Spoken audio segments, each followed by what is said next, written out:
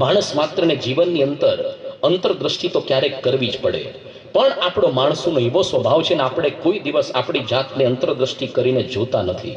લખ્યું છે ભગવાન સ્વામિનારાયણ અંત્યના 6ઠ્ઠા વચનામૃતમાં, જીવ માત્રનો તો એવો સ્વભાવ છે જે જ્યારે કંઈક પોતામાં વાંક આવે ત્યારે એમ બોલે છે, મને કોઈ કે બીજે ભૂલાવ્યું એટલે મારામાં ભૂલ પડી, પણ મારામાં વાંક નથી. પણ એમ કહેનારો તો મહામૂર્ખ છે. કેમ જે બીજો કોઈ કહે છે જે કૂવામાં પડ તો કૂવામાં પડશે, માટે વાંક તો અવળું કરે એનો જ છે અને બીજાને માથે દોષ દે છે. આપણે કોઈ દિવસ છે ને આપણો દોષ નથી સ્વીકારી શકતા, એટલા અભિમાની છીએ આપણે. એક વખત એક ઘરની અંદર પત્ની બેઠા હતા અને બહાર ધબ દઈને કે ઉપરથી નીચે પડ્યું હોય ને એવો અવાજ આવ્યો. એટલે તરત એના પતિદેવે રૂમમાં પ્રવેશ કર્યો. એના પત્નીએ પૂછ્યું કે ભાઈ આ બહાર શું ધબ દઈને અવાજ આવ્યો, શું પડ્યું? એનો પતિ કે કાંઈ નહીં, મારું ઉપર શર્ટ પેન્ટ સુકાતું હતું ને નીચે પડ્યું.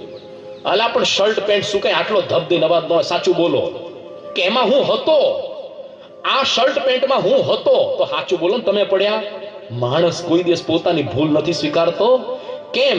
કારણ કે આપણે એટલા અભિમાની છીએ. 64 પદીમાં એટલા માટે નિષ્કુળાનંદ સાંઈ લખ્યું છે, કહો ખોટ્યા ટળે કેમ ભારી, નિજ દોષને ન દેખે રે. કહો ખોટ્યા ટળે કેમ ભારી, નિજ દોષને ન દેખે રે. એથી ભૂલ બીજી કઈ ભારી, સૌથી સરસ આપ લેખે રે. એથી ભૂલ બીજી કઈ ભારી, સૌથી સરસ આપ લેખે રે.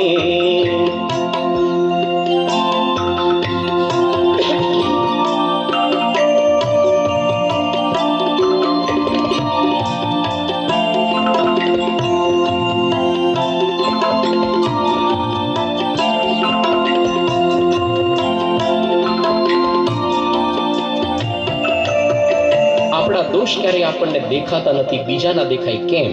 કારણ કે આપણા દોષ આપણી પીઠ પર લખ્યા છે, આપણને ન દેખાય. બીજાને એની છાતી પર લખ્યા, ઉડીને આંખે વળગશે. તો એથી કોણ બીજી ભૂલ ભારી કે સૌથી સરસ આપ લેખે. આપણો કોઈ દિવસ આપણને અવગુણ દોષ ન થાય. ક્યારેક આપણને જાડા થયા હોય, 10 વખત દિવસમાં સંડાસ જવું પડે તોય બહુ દયા આવે આપણા દેહ પર. આ તો ક્યારેક ક્યારેક થાય, બાકી ન થાય. એટલી બધી દયા આવે. અને બીજા કોકને આવું થયું હોય તો આ મફતનું મંદિરનું દાબીને ખાઈને એટલે આવું જ થાય. કે આવું જ થવું જોઈએ. આપણો કોઈ દિવસ અવગુણ આપણને આવતો નથી. તો આ જીવનની અંદર ક્યારેક અંતરદ્રષ્ટિ કરવી પડશે. લખ્યું છે ગુણાતીન સ્વામીએ, નિરંતર પોતે સર્વ ક્રિયામાં પાછું વળીને જોવું, હું શું કરવા આવ્યો છું, શું થઈ રહ્યું છે.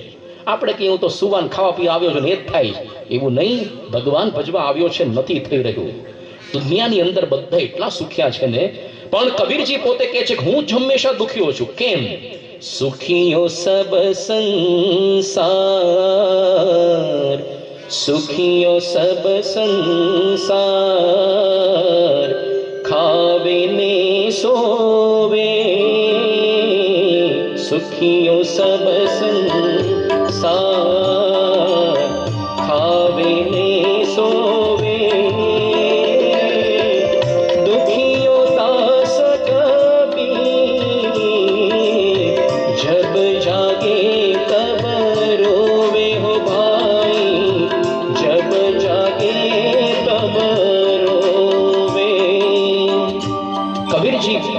કબીરજી પોતે લખે છે કે દુનિયાની અંદર લોકો એટલા બધા સુખી છે કે ખાઈ પીને સુઈ જાઓ, કોઈને કાંઈ પડી નથી. એકમાત્ર કે છે કબીરજી, હું દુખી છું, જબ જાગે તબ રોવે. રામકૃષ્ણ પરમહંસ પોતે બંગ પ્રદેશ બંગાળમાં રહેતા, આખો દિવસ કાલી માતાને પ્રસન્ન કરવા, સાક્ષાત્કાર કરવા સાધના કરતા, અને દિવસનો અંત થતો એ વખતે કાલી માતાના મંદિરમાં મસ્તક મૂકીને રડતા કે હે માતા, આજનો દિવસ તારો સાક્ષાત્કાર વગર ખાલી ગયો. અંતરમાં એક તડપણ લાગવી જોઈએ. એટલા માટે અંતરદ્રષ્ટિ કરવાનો આદેશ ગુણાતીતાનંદ સ્વામી આપે છે. નિરંતર સર્વ ક્રિયામાં પાછું વળીને જોવું છે, હું શું કરવા આવ્યો છું, શું થઈ રહ્યું છે. આવી જ વાત 64 પદીની અંદર નિષ્કુળાનંદ સ્વામી પણ લખે છે, તું તપાસી જોને તુજને ઉતરી અંતરમાં.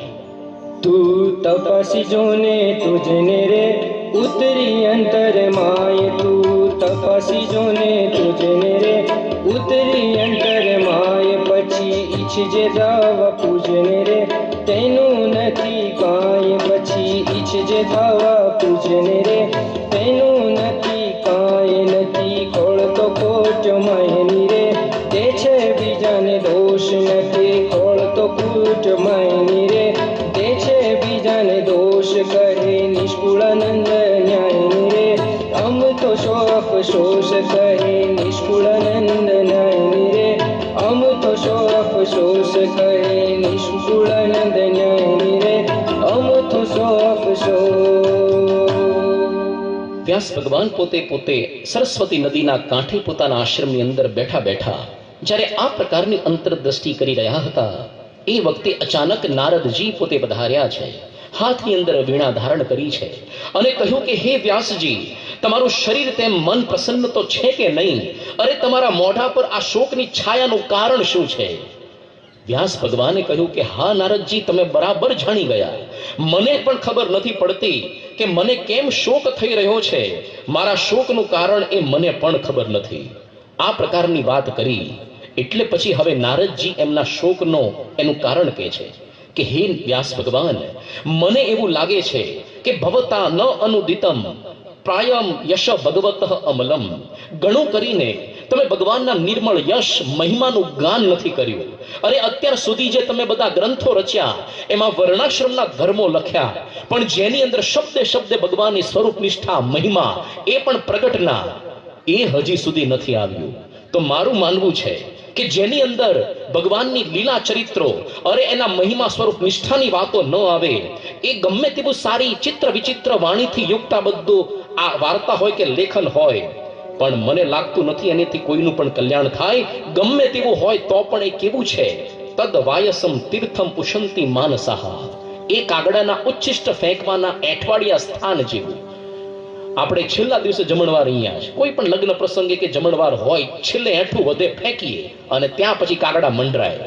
તો કહે છે કે ગમે એટલી સારી વાણી દુનિયામાં ગમે એટલું બોલાય, લખાય, કથાકારો લખે કે બોલે, પ્રવચન, આ બધા લેખકો, પણ જેની અંદર ભગવાનની સ્વરૂપ નિષ્ઠા મહિમા લીલા ચરિત્ર ન આવતા હોય, તદ વાયસમ તીર્થમ, એ બધા કાગડાના ઉચ્છિષ્ટ ફેંકવાના સ્થાન જેવા. એટલા માટે કહે છે કે હે આ વ્યાસ ભગવાન, તમે હવે એવું કરો, તન મહાનુભાવ અભ્યુદય અધિગણ્યતામ. તમે હવે વિશેષ કરીને પ્રગટ ભગવાનના લીલા ચરિત્રોનો એક આખો ગ્રંથ લખો તો તમારો શોક મટશે. અને પછી વ્યાસ ભગવાને 17 પુરાણ રચ્યા હતા, પણ બધા પરોક્ષ દેવી દેવતાના. હવે એ વખતે પ્રગટ કૃષ્ણ હતા, એના ચરિત્રનું વર્ણન કરવા માટે જ સ્પેશિયલ આ ભાગવત પુરાણ નામનો મહાપુરાણ ગ્રંથ રચ્યો. પછી વેદવ્યાસ ભગવાનને શાંતિ થઈ. નારદજી એક પૌરાણિક પાત્ર પણ બહુ જ પ્રસ્તુત છે. 4 જગ્યાએ આ ઇતિહાસની અંદર નારદજીએ પ્રગટ ભગવાનને જ દેખાડ્યા છે. સૌથી પહેલા જ્યારે વાલ્મીકી ઋષિ ક્રોંચ પક્ષીનો વધ થતો જોયો અને પછી મુખમાંથી શબ્દો સરી પડ્યા, મા નિષાદ પ્રતિષ્ઠામ ત્વમગમઃ શાશ્વતી સમાહ, એ વખતે નારદજી આવ્યા અને કીધું કે તમે દુખી ન થાઓ, આ ભગવાનનું જ કર્તવ્ય. અરે જે અનુષ્ટુપ છંદની અંદર તમે આ શ્લોકની રચના કરી છે, એ જ અનુષ્ટુપ છંદની અંદર તમે અત્યારના યુગ પુરુષ એના ચરિત્રો વર્ણવો. તો પેલાને ખબર નહોતી, કોન મસ્મિન સાંપ્રદમ લોકે કશ્ચ વીર્યવાન ધર્મવાન. અરે આ અસ્મિન, આ લોકે, અત્યારે યુગની અંદર કોણ એવો વીર્યવાન ધર્મવાન પુરુષ છે? ત્યારે કીધું કે ઇક્ષ્વાકુ કુલ વંશ પ્રભવ રામ નામ જનૈહિ શ્રુતઃ. ઇક્ષ્વાકુ વંશની અંદર પ્રગટ થયેલા રામ ભગવાન. વેદવ્યાસ ભગવાને આ વાલ્મીકી રામાયણ એમણે આખું રચ્યું રામના ચરિત્રો પ્રગટ રામના. ત્યારે એમને શાંતિ થઈ. બીજું, આ વેદવ્યાસ ભગવાને અહીંયા દેખાડ્યું, નારદજીએ પ્રગટ કૃષ્ણના ચરિત્રો ગાવાનું કહ્યું. ત્રીજું, જ્યારે ઇન્દ્રને બ્રહ્મ હત્યા થઈ એ વખતે કહ્યું તારો ભાઈ જે વામનજી, આ ઉપેન્દ્ર, એ સાક્ષાત વિષ્ણુનો અવતાર છે, એનું પૂજન કર, એનું શરણાગતિ લે તો બ્રહ્મ હત્યા મટશે. અને ચોથી વાત, અહીંયા સપ્તમ સ્કંદમાં વાત આવશે, યુધિષ્ઠિરને નારદજીએ પ્રહલાદનું આખ્યાન કહ્યું અને યુધિષ્ઠિર બિચારા અત્યંત પશ્ચાતાપમાં આવી ગયા કે પ્રહલાદજી તો કેવા ભાગ્યશાળી કહેવાય, એના માટે સાક્ષાત વિષ્ણુ ભગવાન પ્રગટ થયા, આપણને કોઈ ન મળ્યા. ત્યારે કહ્યું કે શું કહે છે તું? અહો યુયમ નૃલોકે બત ભૂરી ભાગા યેશામ ગૃહે આ વસતી હતી સાક્ષાત ગૂઢમ પરમ મનુષ્ય બ્રહ્મ લિંગમ. તારા ઘરની અંદર જે કૃષ્ણ તું એને કાકાનો મામાનો દીકરો કે છે? અરે એ જ સાક્ષાત વિષ્ણુનો અવતાર, એનું શરણાગતિ તું સ્વીકાર. પ્રગટ વગર શાંતિ ન થાય. દુનિયામાં ઘણું બધું લખાતું હોય છે, બોલાતું હોય છે, પણ આ લખનારા બોલનારા પોતાને પણ શાંતિ નથી હોતી. આપણા ગુજરાતની અંદર કવિ થઈ ગયા કવિ કલાપી, લાઠીના રાજકુમાર શુરસિંહજી તખ્તસિંહજી ગોહિલ 26 વર્ષની ઉંમરે ધામમાં ગયા, પણ શું સુંદર કવિતાઓ લખી છે. જ્યાં જ્યાં નજર મારી ઠરે યાદી ભરી ત્યાં આપની. આ કવિતાઓ વાંચવાથી આજે પણ આપણને આનંદ થાય. પણ આ વ્યક્તિએ શું લખ્યું છે ને, કે મારી કવિતાને હું જ કવિતા નથી કહેતો.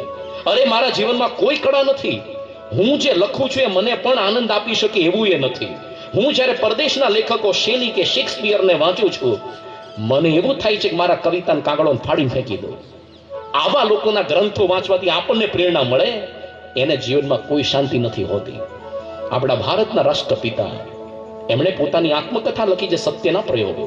અને કોઈ પણ જગ્યાએ જોજો, અમદાવાદમાં બુક ફેર હોય, પુસ્તકનો મેળો, બેસ્ટ સેલર આ પુસ્તક દર વખતે હોય, સૌથી વધારે વેચાતું વંચાતું. અરે જેલના કેદીઓનું પરિવર્તન થાય. પણ આ વ્યક્તિને જીવનના અંતકાળમાં પોતાને શાંતિ નહોતી. આપણે નથી કહેતા. એની સાથે રહેનારા અંગત સેવક પ્યારેલાલજીએ, એમણે આપણા નવનીત સમર્પણ મેગેઝિન મુંબઈથી પ્રગટ થાય છે 1983 ફેબ્રુઆરીનો અંક, એમાં લખ્યું છે આ વ્યક્તિના જીવનના ઉદ્ગારો કેવા હતા અંતકાળના. એમણે લખ્યું છે કે હું આ ધરતી પર નિરર્થક બોજો છું. અરે ભારત દેશ માટે તમે કેટલું કામ કર્યું, ક્યાંથી બોજારું છો? અરે હું હવે ચલણી સિક્કો નથી રહ્યો. જેમ નોટબંધીની અનુભવ કર્યો આપણે, ફેલ થઈ ગઈ 1000ની નોટો, કોઈ કામની નહીં, મંદિરની ગલાપેટી નાખી જાય પછી. એટલે કે હું હવે ભારતમાં ચલણી સિક્કો નથી, મારી કોઈ વેલ્યુ નથી. અને મારો અવાજ હવે ભારતમાં અરણ્ય રુદન છે. અરે જંગલની અંદર કોક એકલું એકલું છોકરું રોડે કોઈ સાંભળે નહીં. મારો એવો અવાજ છે. આ હું નથી બોલતો, મારું મળદું બોલે છે. હું ચિતા પર ભડભડ ભડકે બળી રહ્યો છું. અરે મારા અંગત મિત્રો મને કૂતરાની જેમ હળદૂત કરી રહ્યા છે. જે વ્યક્તિને પોતાને જીવનના અંત ભાગમાં શાંતિ નહોતી, એ વ્યક્તિની એની આત્મકથા વાંચવાથી આપણને શું શાંતિ થવાની? રવિન્દ્રનાથ ઠાકુરને તો નોબેલ પારિતોષિક મળ્યું એની કવિતાઓ માટે, ગીતાંજલિ. પણ એણે પોતે લખ્યું છે કે જીવનમાં જે ગીત ગાવા આવ્યો હતો તે જ રહી ગયું. તો શું કર્યું? જીવનમાં જે ગીત ગાવા આવ્યો એ જ રહી ગયું. પ્રગટના લીલા ચરિત્રોથી જ શાંતિ થાય, બાકી ન થાય. એટલા માટે ભગવાન સ્વામીને લખ્યું છે મધ્યના 58 વચનામૃતમાં, જે સંપ્રદાયના ઈષ્ટદેવ હોય તેનો જે હેતુ માટે પૃથ્વીને વિશે જન્મ થયો હોય, અને જન્મ ધરીને તેણે જે જે ચરિત્ર કર્યા હોય અને જે આચરણ કર્યા હોય, તે આચરણની વિશે ધર્મ પણ સહેજે જ આવી જાય, અને તે ઈષ્ટદેવનો મહિમા પણ આવી જાય. માટે પોતાના ઈષ્ટદેવના જે જન્મથી કરીને દેહ મૂકવા પર્યંત ચરિત્ર, તેનું જે શાસ્ત્ર, તેને કરીને સંપ્રદાયની પુષ્ટિ થાય છે. પણ તે વિના બીજો ગ્રંથ પોતાના સંપ્રદાયની પુષ્ટિ કરે નહીં. ટૂંકની અંદર જે સમયમાં જે ભગવાન પ્રગટ હોય એના ચરિત્રોનું ગાનથી જ આપણને શાંતિ થાય. વ્યાસ ભગવાનનું આખ્યાન બહુ જ આપણને પ્રેરણા આપી જાય છે. દુનિયાની અંદર જેટલું આજે લખાય, બોલાય, સંભળાય, એ બધું એમના ગ્રંથો પર કથા થાય. પણ જે વ્યક્તિએ મૂળ ગ્રંથો લખ્યા એને પોતાને શાંતિ નહોતી હતી, કારણ કે પ્રગટના ચરિત્રો ગાયા, પરોક્ષના જ જ્યારે કૃષ્ણ પ્રગટના ચરિત્રો ગાયા ત્યારે જ એને શાંતિ થઈ હતી. તો આજે આવા લોકોના એના લખેલા ગ્રંથો પર જાત જાતના કથાકારોના પ્રવચનો સાંભળવાથી આપણને ત્યાંથી શાંતિ થાય. જ્યાં સુધી પ્રગટ ભગવાન અત્યારે જે હોય એના ચરિત્રો ન સાંભળીએ, શાંતિ ન થાય. મુક્તાનંદ સ્વામી એક વખત ભગવાન સ્વામીને પ્રશ્ન પૂછ્યો કે હે ભગવાન સ્વામિનારાયણ, મને અંતરમાં શાંતિ છે, કેમ શાંતિ થાય? ભગવાન સ્વામીએ પોતાના ચરિત્રો શરૂ કર્યા. અમે છપૈયામાં જન્મ લીધો, બાળપણમાં લીલા ચરિત્રો કર્યા, 10 વર્ષની ઉંમરે 11 વર્ષમાં ઘર છોડી નીકળ્યા, વગેરે વગેરે. મુક્તાનંદ સ્વામીને થયું કે આ રેડિયો ફ્રીક્વન્સી બદલાઈ ગઈ લાગે, જુદું સંભળાયું. એટલે ફરી પૂછ્યું કે મહારાજ એ તો ખબર જ છે, પણ શાંતિ કેમ થાય એનો ઉપાય કહો. ભગવાન સ્વામીને ફરીથી આ કેસેટ ચાલુ કરી તો મુક્તાનંદ સ્વામીને ત્યાં લૂપમાં આવી ગયું લાગે છે. એક જ કેસેટ વાગ્યા લાગે છે. ક્યારેક શું થાય, રેડિયો પર 2 ફ્રીક્વન્સી મેચ થઈ જાય. એક રસોઈ બનાવવાનું શીખવાડતા હોય ને એક યોગાસન શીખવાડતા હોય. એમાં યોગાસન વાળા બોલે તમારા પગ ઊંચા કરો, બીજા બોલે હવે નાના નાના ઝીણા ઝીણા સમારી નાખો, પછી કે હાથ નીચા રાખો, હવે એને કાપી નાખો. આપ લાગે શું કરવાનું આ? મુક્તાનંદ સ્વામીને થયું કે આ શ્રીજી મહારાજની રેડિયો ફ્રીક્વન્સી બદલાઈ ગઈ લાગે છે. એટલે કે મહારાજ એ તો ખબર જ છે, પણ શાંતિ કેમ થાય એ મને કહો. શ્રીજી મહારાજ કે જાઓ વિચરણ કરો, શાંતિ થશે. અને મુક્તાનંદ સ્વામી મોટી ઉંમરના ન મોકલે છતાંય ગયા. અહીંયા આ બાજુ તો પેલી રાધા વાવ સુધી ગયા. નિત્યાનંદ સ્વામી સાથે સાથે ગયા અને કીધું કે મુક્તાનંદ સ્વામી તમને કઈ સમજાણું? કે મુક્તાનંદ સ્વામી કે કઈ સમજાણું નહીં, મેં તો મહારાજને શાંતિનો ઉપાય પૂછ્યો. મહારાજે 2-3 વખત પોતાના લીલા ચરિત્રો શરૂ કર્યા. નિત્યાનંદ સ્વામી કે મુક્તાનંદ સ્વામી એ જ સમજવાનું છે. મહારાજ એ જ સમજાવવા માંગે છે કે પોતાના લીલા ચરિત્રોમાં જ શાંતિ છે. અને પછી મુક્તાનંદ સ્વામી પશ્ચાતાપ થયો. નિત્યાનંદ સ્વામી પાછા મહારાજ પાસે આવ્યા. કેવું કે મહારાજ, મુક્તાનંદ સ્વામી તો બહુ દિલગીર થાય છે કે મહારાજે મને શાંતિનો ઉપાય કહ્યો પણ હું સમજી ન શક્યો, એટલા માટે શું કરવું છે? ત્યારે મહારાજ કીધું વાંધો નહીં, બોલાવો પાછા. અને પછી પાછા જ્યારે આવ્યા એ વખતે પછી કહ્યું, મુક્તાનંદ સ્વામી સમજ્યા કે મહારાજ મને યથાર્થ સમજાણું નહીં, પણ હવે ખબર પડી કે તમારા ચરિત્રોની અંદર જ શાંતિનો ઉપાય છે. મહારાજ કે સારું, સમજ્યા તો સારું. હવે તમારો જીવનનો અંત આવે, જીવનના છેલ્લા દિવસ સુધી સંકલ્પ લો કે ચરિત્રોના ગ્રંથો તમે લખશો. અને મુક્તાનંદ સ્વામી ખરેખર આ સંકલ્પ લીધો. છેલ્લે જ્યારે ધામમાં જતા પહેલા હાથમાંથી પેન પડી ત્યાં સુધી એને ગ્રંથ લખ્યા છે. તો ભગવાનના પ્રગટના ચરિત્રોથી જ શાંતિ થાય. વેદવ્યાસ ભગવાન જેને ભાગવત ગ્રંથ લખ્યું એટલા માટે જ 17 પુરાણો રચ્યા હતા. પરોક્ષના શાંતિ નહોતી થઈ, પ્રગટના ચરિત્રો ભાગવતમાં લખ્યા કૃષ્ણને એટલે શાંતિ થઈ. હવે આ પરીક્ષિતને જે શ્રાપ થયો અને 7 દિવસની જે ભાગવતની આખી કથા થઈ એની સુંદર મજાનું આખ્યાન એ અહીંયા આવે છે કે પરીક્ષિત રાજા, પાંડવો તો હવે પોતે સ્વર્ગારોહણ એમણે કર્યું કૃષ્ણ ભગવાનના ધામગમનના સમાચાર સાંભળીને. અને પરીક્ષિત રાજાને પોતે રાજ્યની અંદર અભિષિક્ત કર્યા છે. એક વખત આ પરીક્ષિત રાજા હાથની અંદર ધનુષ્ય લઈને વનની અંદર મૃગયા કરવા માટે નીકળ્યા છે. અને મૃગયા કરતા કરતા ઘણા પોતે થાકી ગયા, કંઠ એમનો સુકાઈ રહ્યો છે, કકડીને ભૂખ લાગી છે. એ વખતે ચારે બાજુ એમને નજર કરી પણ કોઈ જગ્યાએ જળાશય મળ્યું નહીં. એક ઋષિનો આશ્રમ જોયો. એક ઈચ્છાથી કે કંઈક અહીંયા વસ્ત્ર ભોજન મળશે, પાણી મળશે, ઈચ્છાથી ત્યાં પોતે આવે છે. પણ જોયું તો આ શમિક ઋષિનો આશ્રમ હતો. અને ઋષિ તો બિચારા ધ્યાનસ્થ બેઠા છે અને એને કોઈ પ્રકારની આજુબાજુનું વાતાવરણનું ખબર નથી. પરીક્ષિત પોતાને બહુ ગર્વ છે કે હું તો સમગ્ર ભૂમંડળનો રાજા.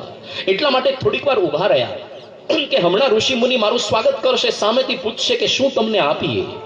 પણ શમિક ઋષિ તો જગતમાંથી ઇન્દ્રિયોની વૃત્તિઓ ખેંચીને બેઠા હતા, એમણે કશું જ બોલ્યા નહીં. પરીક્ષિત પોતે અભિમાનથી પોતે એવું લાગ્યું, કારણ કે એ પોતે એ વખતે જરાસંઘનો મુગટ પહેરીને આવ્યા હતા. અને કળિયુગ, આની આગળ કથા આખી આવે છે કે 5 જગ્યાએ કળીનો નિવાસ છે. 5 જગ્યાએ એની અંદર આ જે ધન સંપત્તિ એની અંદર પણ કળીનો નિવાસ. જરાસંઘનો મુગટ પહેરેલો મુગટ, એમાંથી કળિયુગનો પ્રવેશ પરીક્ષિતના મનની અંદર થયો. આમ તો પોતે કોઈ દિવસ શિકાર નહોતા કરતા, એટલા માટે અહીંયા એકદા લખ્યું છે, એક વખત ગયા, હંમેશા નહીં. એક વખત વિચાર આવ્યો. હવે એનો વિચાર એવો કુમતી સૂજી, કારણ કે કળીનો પ્રવેશ થયો કે આ ઋષિ ઢોંગ કરી રહ્યો છે, મારે આદર સત્કાર નથી કરવો, એટલા માટે ખાલી ખોટો પોતે ઢોંગનો ડોળ રચીને બેઠો છે, ધ્યાન લો. એટલે હવે એને શું કર્યું? કહ્યું તો નહીં, એને બૂમ બરાડા તો પાડ્યા, પણ ઋષિને કંઈ ખબર પડી નહીં. એટલા માટે પોતે પોતાની જે ધનુષ્ય હતું, બાણ, એ બાણની નોકથી એટલે એની અણીથી એક મરેલો સર્પ આજુબાજુ પડ્યો હતો, એને ઉપાડીને ઋષિના ગળા ફરતે વીંટાળીને હસ્તિનાપુર પાછા પોતે પધારે છે. પણ છતાં આ પોતે શમિક ઋષિ જરા પણ ખીજાતા નથી. ભગવાન સ્વામિનારાયણે બહુ સુંદર વાત લખી છે કે આપણે પણ સંપ્રદાયની એક મર્યાદા છે. શું? કે કોઈ પણ મોટો માણસ સભાની અંદર આવે તો એનો આદર સત્કાર કરવો. લખ્યું છે શિક્ષાપત્રી મહારાજે, ગુરુ ભૂપાલ વશિષ્ઠ ત્યાગી વિદ્વત તપસ્વી નામ અભ્યુત્થાનાદિના કાર્ય સન્માન વિનયાન વિતેહી. કોઈ પણ આ લોકના મોટા પુરુષ આવે આદરથી આગળ બોલાવવા ન કરીએ તો શું થાય? શ્રીજી મહારાજ પોતે આપણે કહ્યું કે ભાગવતના ઊંડા અભ્યાસી હતા. એટલે આ આખ્યાન એ મહારાજે વચનામૃતમાં વર્ણન કરી નાખ્યું. વચનામૃત મધ્યનું 61મું.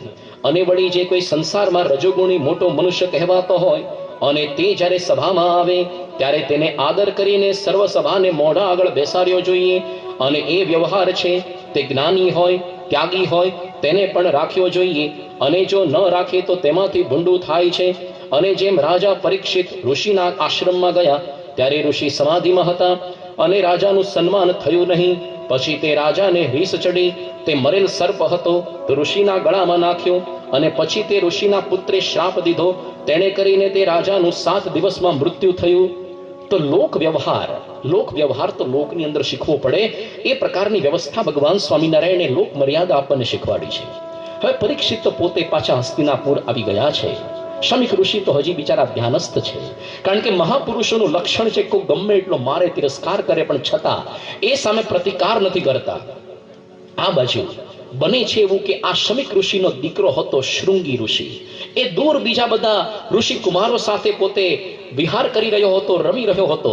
અને સાંજ પડી એટલે પાછો જ્યારે પોતાના આશ્રમની અંદર પધાર્યો છે, એણે જોયું કે મારા પિતા ધ્યાનસ્થ છે અને કોકે એવું અવળું કર્મ કર્યું છે કે મરેલો સર્પ એના ગળા ફરતે વીંટાળ્યો છે. કોણ આ?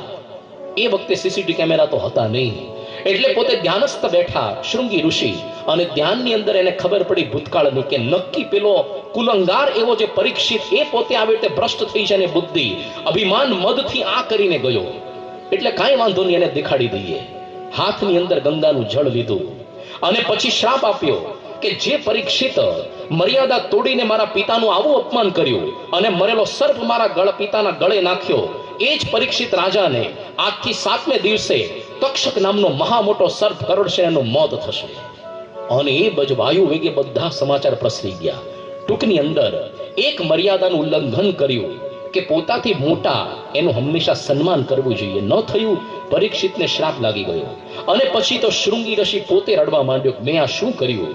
અને પુત્રનું રડવું સાંભળીને શમિક ઋષિએ ધીરે ધીરે આંખો ઉઘાડી છે, ધ્યાનમાંથી જાગૃત થયા, ડોકમાંથી આ સર્પને દૂર ફેંકી દીધું. એક પણ પ્રશ્ન પૂછો નહીં, કોણે કર્યું આ? આપણે તો પેલા એ પૂછે કોણ હતો, દેખાડી દઉં. એક પ્રશ્ન નહીં. પુત્રને પૂછ્યું, બેટા કેમ રડી રહ્યો છે?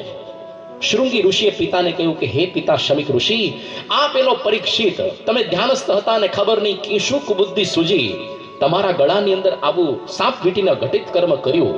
એટલા ચિંતા નહીં કરતા, મેં એને બદલો વાળી દીધો, શ્રાપ આપી દીધો, આજથી 7મા દિવસે એનું મોત થશે. આપણે હોય રાજી થઈએ, વાહો બેટા, તું ખરેખરો કુળ દીપક કેવા, બાપનો વંશ સાચવ્યો. પણ પ્રાચીન ભારતના મૂલ્યો આપણા જીવનમાં ગ્રંથોમાંથી શીખવા પડે. અરે આદર્શ પિતા કોને કહેવાય? શમિક ઋષિ પોતે કહે છે કે હે બેટા, શું કર્યું તે આ? તને ખબર છે કે પેલો તો બિચારો ભૂખ તરસથી પીડાતો હતો, તું તો કાચી બુદ્ધિનો છો. અરે લોકનું રક્ષણ કરનાર તો રાજા હોય છે, રાજા પોતે દેવતાનું સ્વરૂપ કહેવાય. હવે જો પરીક્ષિતનો મોત થશે, આ પૃથ્વી પર અધર્મ ફાટી નીકળશે, આપણે પણ ભજન ભક્તિ નહીં કરી શકીએ. બેટા હવેથી યાદ રાખ, તિરસ્કૃતા વિપ્રલબ્ધા, તિરસ્કૃતા વિપ્રલબ્ધા શપ્તઃ ક્ષિપ્તાઃ તાપી, તિરસ્કૃતા વિપ્રલબ્ધા શપ્તઃ ક્ષિપ્તાઃ તાપી નાસ્ય તત્ પ્રતિકુર્વન્તિ તદ્ભક્તઃ પ્રભવોપિ.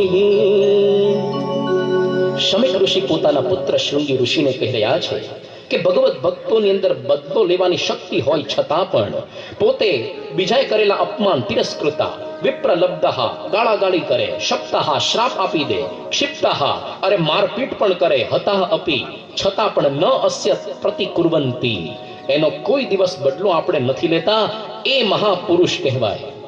ભગવાન સ્વામિનારાયણે લખ્યું છે પ્રથમના 27મા વચનામૃતમાં, સમર્થ હોવા છતાં ઝરણા કરે. ઝરણા એટલે પેલું સ્પ્રિંગ નહીં, હો, પાણીનું ઝરડું નહીં. સહન કરવા છતાં એ પોતે બોલે નહીં, સહન કરી લે. એક તો કોઈથી થાય નહીં, ખરેખર ભગવાનના અખંડ ધારક સંતથી જ થાય. આપણી અંદર તો થોડી ઘણી સામર્થ્ય તોય બકબક કરી નાખીએ, બોલી નાખીએ કંઈક, પણ આ ખરેખર ભગવાનના અખંડ ધારક સંતથી જ આવું થઈ શકે, બાકી કોઈની તાકાત નહીં. કદાચ આપણે લોકની અંદર પરવશ હોઈએ, નાના બાળકને પિતા મારે તો પરવશતાને લીધે બોલી ન શકે. આપણે ઓફિસની અંદર કે આપણા બોસ ફેક્ટરીના ઠપકારે તો આપણે સ્વાર્થ છે એટલે ન બોલીએ, પણ સમર્થ હોવા છતાં પોતાથી નાના માણસો જેની કોઈ 2 પૈસાનું મૂલ્ય નથી, આવા લોકો અપમાન કરે છતાં કંઈ કરવું નહીં, એ ખરેખર મહાપુરુષનું લક્ષણ છે. શમિક ઋષિ આપણને શીખવાડે છે કે આદર્શ પિતા કેવો હોવો જોઈએ. ભારત વર્ષની સંસ્કૃતિ આ ગ્રંથોમાંથી આપણને કેટલા મૂલ્યો શીખવાડે. આજે તો કેવા બધા પિતા હોય છે, કોક વળી ઘરની અંદર ફોન આવે, છોકરાને કે જા ઉપાડ. કોણ છે કે ભાઈ પેલા ભાઈ, આપણને ખબર પડી જાય પૈસા જ માગશે, કંઈ જ નહીં કરે, ના પાડે પપ્પા ઘરમાં નથી. તમે જ સામેથી ખોટું બોલતા શીખવાડો છો. એ જ શસ્ત્ર ભવિષ્યમાં તમારો જ દીકરો તમારી સામે વાપરે નહીં તો કહેજો. સામેથી ક્યારેક ચોરી કરતા શીખવાડીએ આપણે. એક વખત સ્કૂલની અંદર એક પિતાને બોલાવ્યા, પ્રિન્સિપાલ આવો, જો આ તમારો ટીનિયો મિનિયો લાલિયો પીળિયો કાળિયો, ઘરની અંદર ચૂલા પર માંસ રંધાતું હતું, એ ખોદી નાખ્યા. ભવિષ્યમાં આપણા દીકરાને ખબર ન પડે. પહેલા તો જીવતા બધા કરચલા ખાનારા હતા, બધા માછલા ખાનારા. હવે તો ભૂલમાંથી ચોમાસામાં પગ નીચે ડેડકો કચડાય, ઉપવાસ કરી નાખે. શું જીવન પરિવર્તન!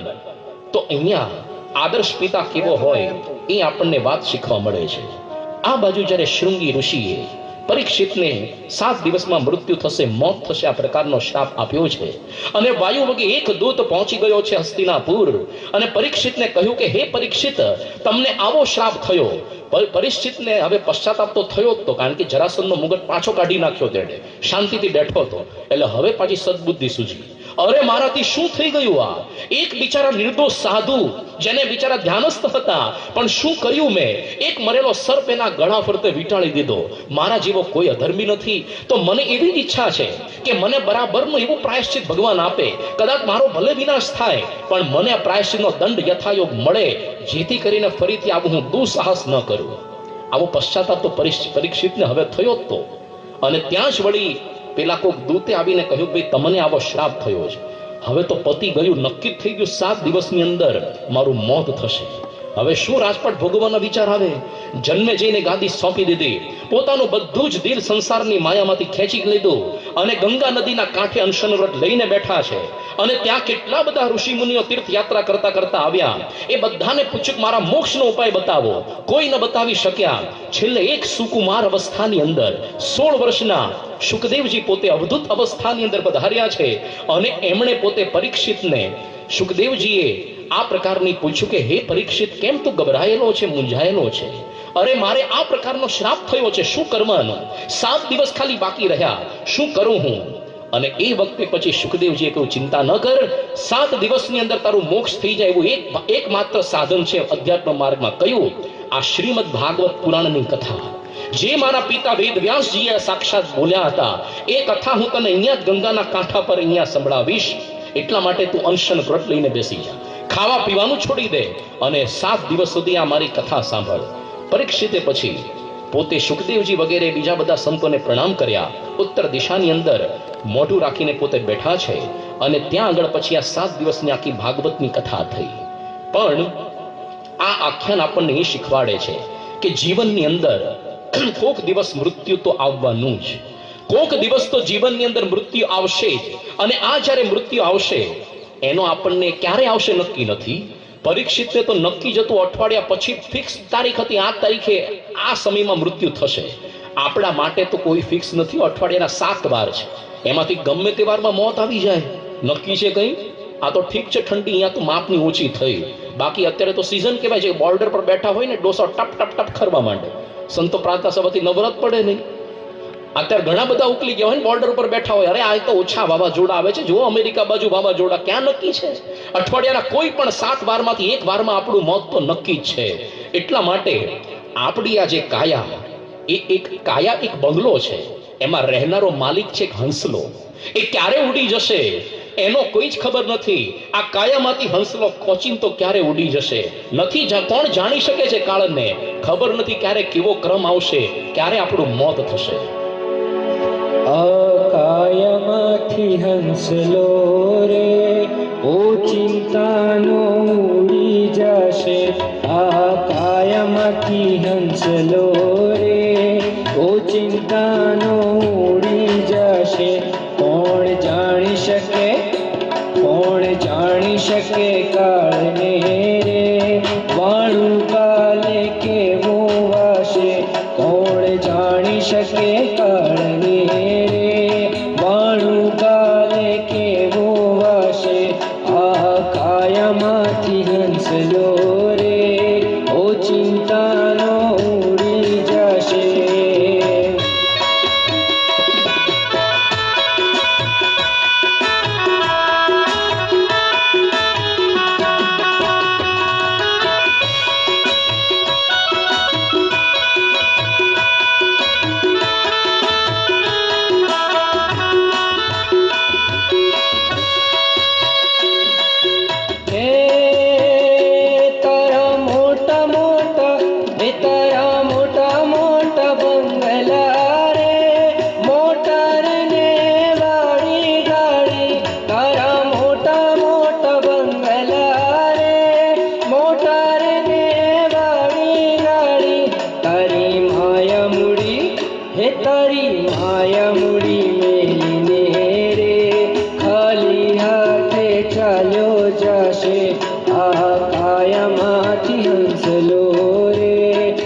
ચિંતાનો ઉડી જાય.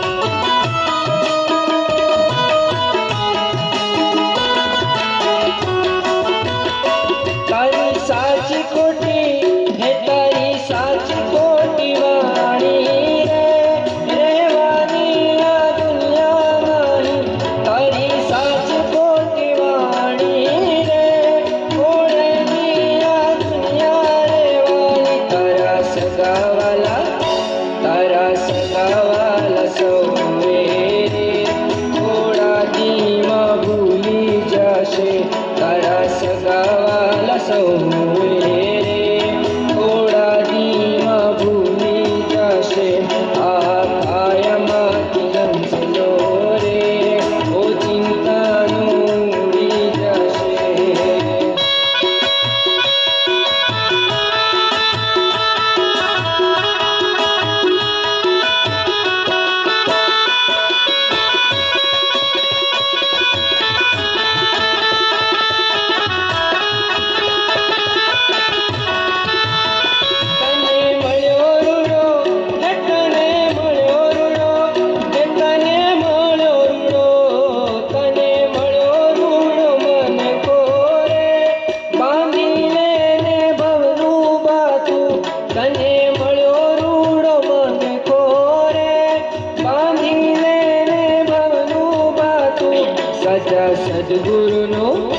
સાચા સદગુરુનું શરણું લે, ફેરો તારો સુધરી જશે.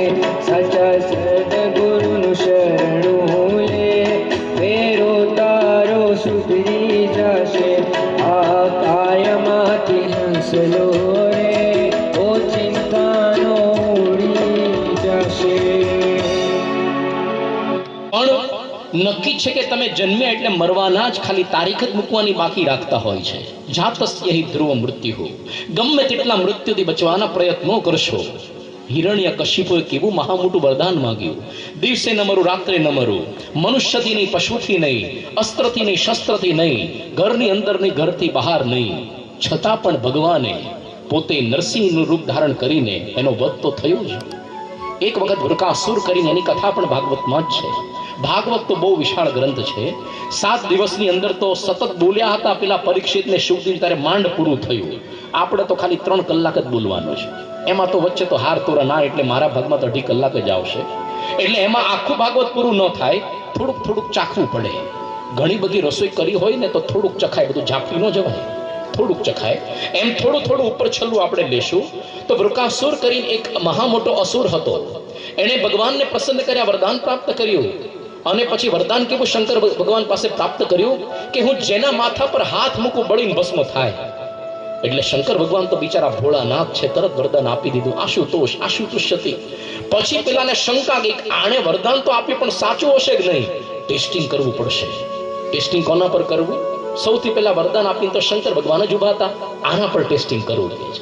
અને જેવો હાથ મૂકવા ગયો શંકર ભગવાન પોતે ગભરાણા કે આવાને આ ભુજંગાનમ વિષપાનમ કેવલમ વિષવર્ધનમ આવું અપાય વરદાન ખોટું અપાઈ ગયું, પણ સાચું છે, આ મને બળીને ભસ્મ કરશે. એટલે શંકર ભગવાન મારંવાર ભાગ્યા, છેક ઉત્તર ભારતથી દક્ષિણ ભારતમાં પહોંચી ગયા, ચેન્નાઈ બાજુ, આજના મદ્રાસ બાજુ. મેરેથોન સ્પર્ધામાં રન ફોર યુનિટી ભાગ લીધો હોય, અને પાછળ ઓલો ભસ્માસુર ચાલતો હતો આમ ભસ્મ કરવા માટે. હવે આ બાજુ વચ્ચે વિષ્ણુ ભગવાન આવી ગયા, અને વિષ્ણુ ભગવાન એને કહ્યું, વિષ્ણુ ભગવાને કહ્યું તમે કેમ ભાગો છો? આખી મેરેથોન સ્પર્ધા છે કે નહીં, પેલો વૃકાસુર પાછળ પડ્યો છે ને બળી ભસ્મ થઈ જઈશ. ડોન્ટ વરી, કે તમે ચા પાણી પીને સુઈ જાઓ, જાઓ, I will handle the case, હું હેન્ડલ કરીશ ને. અને શંકર ભગવાન શાંતિથી સુઈ ગયા. આ બાજુ વિષ્ણુ ભગવાને સુંદર મજાની મોહિનીનું રૂપ ધારણ કર્યું, સુંદર સ્ત્રી. અને પેલો આવ્યો, લટ્ટુ થઈ ગયો, આને જોઈને ભૂલી ગયો કે મારે ટેસ્ટિંગ કરવાનું છે આ બધું વરદાનનું. એટલે કે ઓહો, તમે તો દેવી જેવા છો, તમારું નામ શું છે? પેલી કે હું તો વરુ જેવી કહેવાવ. સ્ત્રીના અને વરુનો કોઈ દી વિશ્વાસ ન કરાય, નવા નવા શિકાર શોધે રાખે. તું કેમ મારો વિશ્વાસ કરે છે? કે આ ભાગવતના શબ્દો છે, મારા પોથીના નથી બોલતો હું, આ લખ્યું છે આમાં. તો કે છે કે ના ના, તમે તો દેવી જેવા છો, તમે તો બહુ વિશ્વાસ, મને બહુ વિશ્વાસ આવી ગયો તમારા. એટલે બોલો બોલો, તમે તમારી હારે મારી હારે પરણો છો?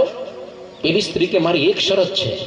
તમે જો લગ્ન પેલા આવી શરત હોય છો, કઈ શરત મૂકી સાંભળવા જેવી છે કે હું જેમ નચાવે એમ નાચીશ ને તો તને પરણીશ. અમુકને પરણવાનું બાકી હશે ને ખબર પડશે, આવી શરત આવશે કે હા હા નો પ્રોબ્લેમ, તમે દેવી જેવા છો, જેમ નચાવશો એમ નાચીશ, પણ પ્લીઝ તમે મારી સાથે જ લગ્ન કરો. અને પછી વિષ્ણુ ભગવાને કથકલી ડાન્સ શરૂ કર્યો. અને પેલો તો લટ્ટુ હતો, જોતો જોતો ફિદા થઈ ગયો, તો અનુકરણ કરતો હતો. એમ કરતા કરતા એક સ્ટેપ ભગવાને આમ લીધો. પેલાને પણ આવું જ કરવાનું હતું કે નહીં, એને ભાન ન રહ્યું, આ ટેસ્ટિંગ મારા પર થઈ રહ્યું છે. એને આમ હાથ કરે, પોતે ત્યાં બળી ભસ્મ થઈ ગયો, ટાઢે પાણીએ ખસ ગઈ. પણ ભગવાને એ વખતે ત્યાં સુંદર કેશવ, સુંદર વિષ્ણુનું સ્વરૂપ ધારણ કર્યું. એટલે આજે પણ ત્યાં ચન્ના કેશવનું મંદિર છે. એ ચેન્નઈની બાજુમાં છે, એટલા માટે ચેન્નઈનું નામ પડ્યું ચન્ના કેશવ મંદિર પરથી ચેન્નઈ. અંગ્રેજોએ બગાડી મદ્રાસ કર્યું, આપણે પાસે સુધારીને ચેન્નઈ કર્યું. પણ મૃત્યુનું અનુસંધાન, દરેક વ્યક્તિને મૃત્યુ તો આવવાનું જ. અરે કુંતાજીને તો અભિમન્યુને કુંતાજી અમર રાખડી બાંધીને મોકલ્યો, છતાં પણ એનું મોત થયું. વર્ષો પહેલા પેલા જેક્સન હતા, ઓક્સિજન ચેમ્બરની અંદર દિવસના કેટલા કલાક વિતાવતા, કેમ જેથી કરી મરે નહીં, છતાં પણ 50 વર્ષની ઉંમરે જ મરી ગયા. મૃત્યુ તો હંમેશા આવવાનું જ છે, ગમે એટલા પ્રયત્ન કરશો તો. પણ એનું જો અનુસંધાન રહે કે એક વખત આ બધું છોડીને જવાનું જ. લખ્યું છે ભગવાન સ્વામિનારાયણે અંતિના 30મા વચનામૃતમાં, આપણે તો આ દેહને મૂકીને જરૂર મરી જવું જ, એનો વિલંબ નથી જણાતો. એ જ નિશ્ચય જણાય છે, આ ઘડીને આ ક્ષણની અંદર મારે મરી જવું છે. આવું જો ખબર પડે તો પછી કે ખાલી હાથે આવ્યા ને ખાલી હાથે જવાના, શું સાથે લઈ જવાના છીએ? સિકંદર જ્યારે એક પછી એક દેશો જીતતો 70 દેશો જીતી લીધા હતા 32 વર્ષની ઉંમર સુધીમાં. આ ભારતની ભૂમિ એવી પુણ્યવંતી છે કે એક દંડામીશ મહર્ષિ મળ્યા. શું લૂંટેરાની જેમ ભેગું કરે ધન સંપત્તિ, શું સાથે આવશે? જતો રે પાછો. અરે તને શું આ આત્મા તારો ભોજનથી ભૂખ ભાંગશે? આત્માની ભૂખ તો અધ્યાત્મથી જશે. સોના મોહરના ઢગલા કે જમીન સંપત્તિ એની કામમાં નહીં આવી શકે. આવું જ્યારે જ્ઞાન થયું અને સિકંદર નક્કી જ હતું આખા વિશ્વને જીતી લે એવો બાહોશ હતો, ભારતથી પાછો જતો રહ્યો. અને મૃત્યુ પહેલા કેવા બધા સુંદર ફરમાન એને લખ્યા છે કે મારા મરણ વખતે મિલકત પધરાવજો. લોકોને ખબર પડે સિકંદર ખાલી હાથે આવ્યો અને ખાલી હાથે ગયો. એક કવિએ સુંદર મજાનો કાવ્યની અંદર આ બધા ફરમાન સિકંદરના લખ્યા છે. સિકંદરના ફરમાનો, સિકંદરના ફરમાનો.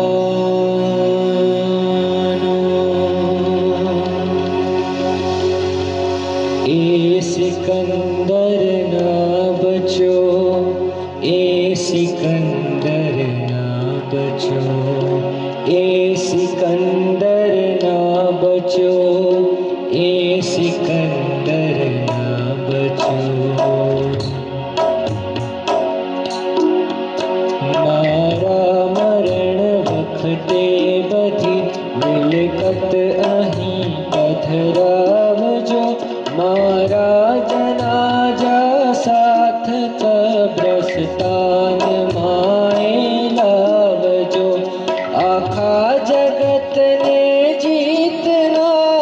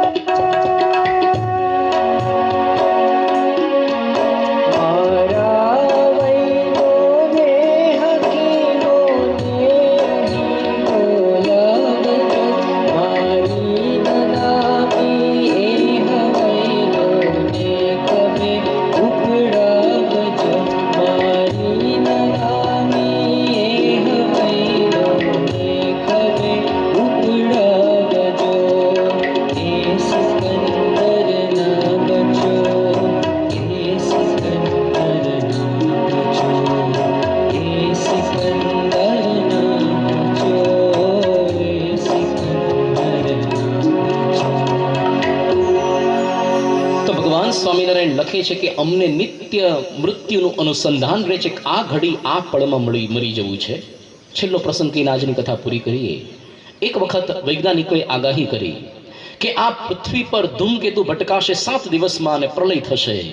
આવી જ્યારે વાયુ વગે સમાચાર પહોંચ્યા, દુનિયાની અંદર આ કળિયુગમાં સતયુગ જેવું વાતાવરણ થયું. જે લોકોને પૈસા ઉછીના લેવાના બાકી હતા માફ કરી દીધા, દેવા જાઓ. સરકારે તો બધા ખેડૂતોના, નોકરિયાતના, રિક્ષા ચાલકોના બધાના દેવા માફ કર્યા. ચૂંટણી જીતી ગયા સરકાર. પછી તો એવું થયું જેટલા પતિ પત્ની ઝઘડતા હતા એ લોકોએ બધા સમાધાન કરી દીધું. શું ઝઘડીને કરવું કે અનામત આંદોલન બધા શમી ગયા. બધાને અનામત આપી દો, 100% અનામત, બધી જ્ઞાતિ માથાકૂટ જ નહીં. અરે જેલના કેદીઓને છોડી મૂક્યા, શું હેરાન કરવા જાઓ, મોજ મસ્તી કરો. જેટલા લોકો પૂર્વના વેરઝેર બધા ભેગા થઈ ગયા. ભારત પાકિસ્તાન ને ચાઇનાની બોર્ડરો ખુલ્લી મૂકી દે, અવર જવર કરો, પાર્ટી કરો, ચિંતા ન કરો. 7 દિવસ સુધી સતયુગ જેવું વાતાવરણ. પણ 7 દિવસ પસાર થયા કંઈ જ ન થયું. બીજા દિવસે છાપામાં આવ્યું પેલો ધૂમકેતુનો રસ્તો ફંટાઈ ગયો, બીજે ભટકાશે. પાછું કળિયુગ શરૂ થયો. અનામત પાછા ખેંચી દીધા, નહીં દેવા માફ કરી. ખોટા વચન, ખાલી 800 જણાને ફાયદો થયો, બીજા કોઈ ના થયો. અરે ભારત પાકિસ્તાનની બોર્ડર પર ફરીથી મિલિટરી ગોઠવી દીધી, જેલના કેદીઓને પકડી જેલમાં પૂરી દીધા. પાછું એનું એ ચક્કર. ભગવાન સ્વામિનારાયણ કહે છે કે અમને ખાલી થોડાક સમય માટે નહીં, નિત્ય મૃત્યુનું અનુસંધાન રહે છે.